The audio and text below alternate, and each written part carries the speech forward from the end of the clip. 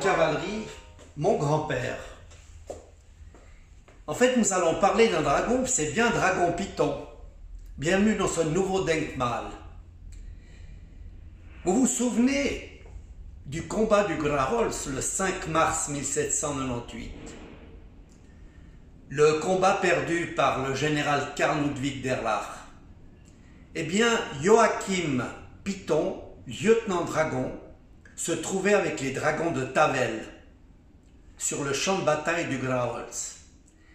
Après cette bataille, ce combat, il a accompagné le général Karl Ludwig d'Erlach en direction de l'Oberland bernois, où là, il avait l'intention d'organiser la résistance.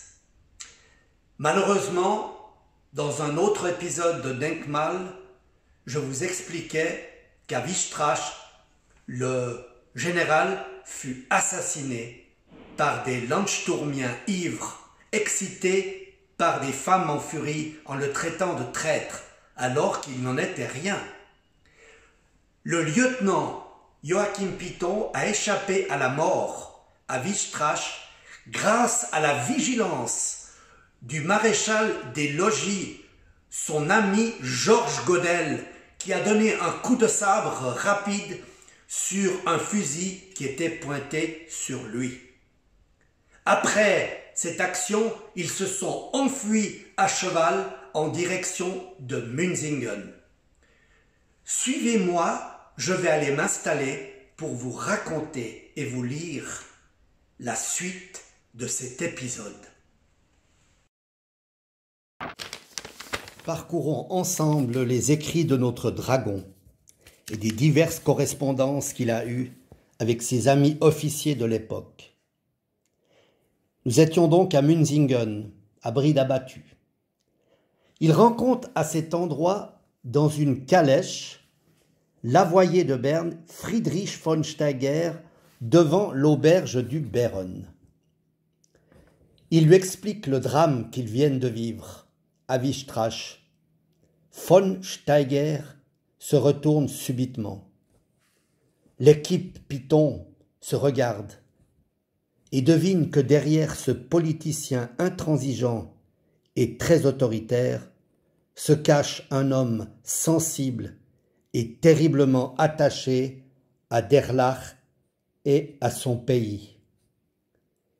Le maréchal des logis-chefs Godel s'approche de von Steiger et lui pose une main sur son épaule, comme pour l'apaiser. En effet, un groupe de fidèles assiste à la scène où l'avoyer von Steiger se met à pleurer. Terriblement affligé, les mains dans son visage. Mais ce dernier se ressaisit et leur indique « Demain, je me rends en Allemagne, au bord du lac de Constance, et avec nos amis anglais, prussiens, autrichiens, et vous, mes fidèles amis, je vais organiser la résistance. »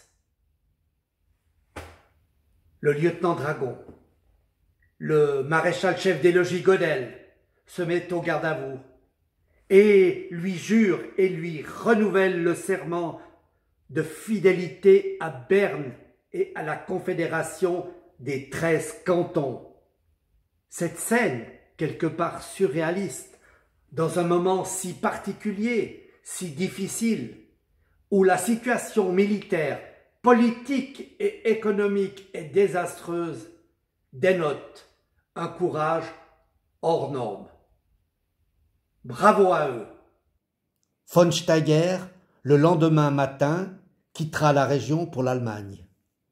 Le lieutenant fribourgeois et son ami, le maréchal des logis, retournent en pays glanois.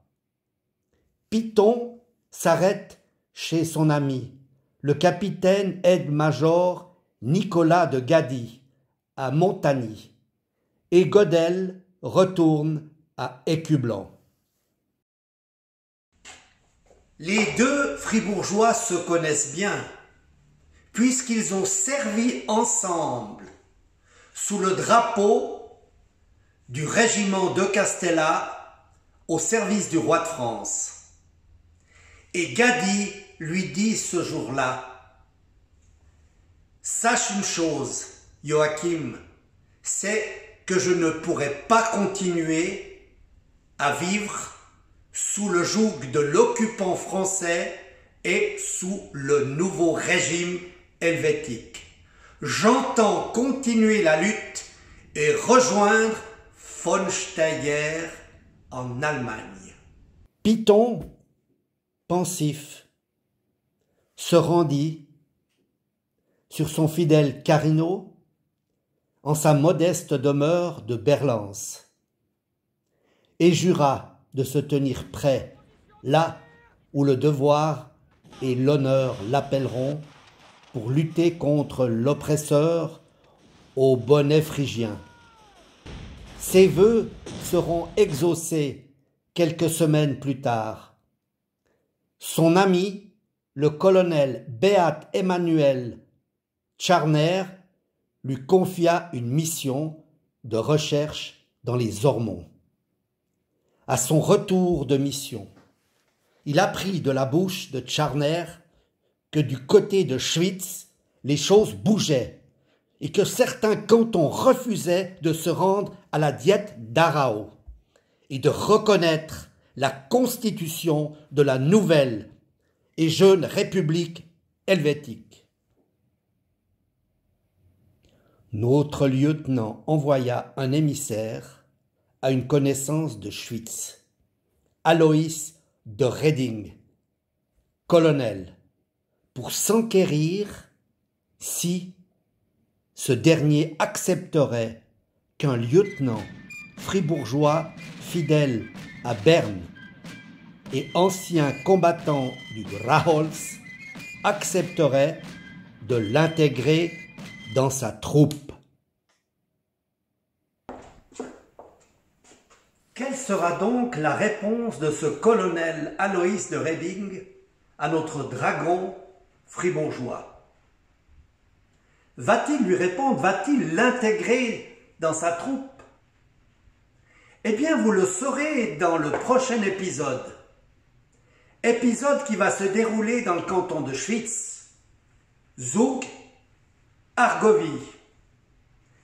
Et vous découvrirez des dignes fils de Guillaume Tell, Alois de Reding et le capucin Stiger.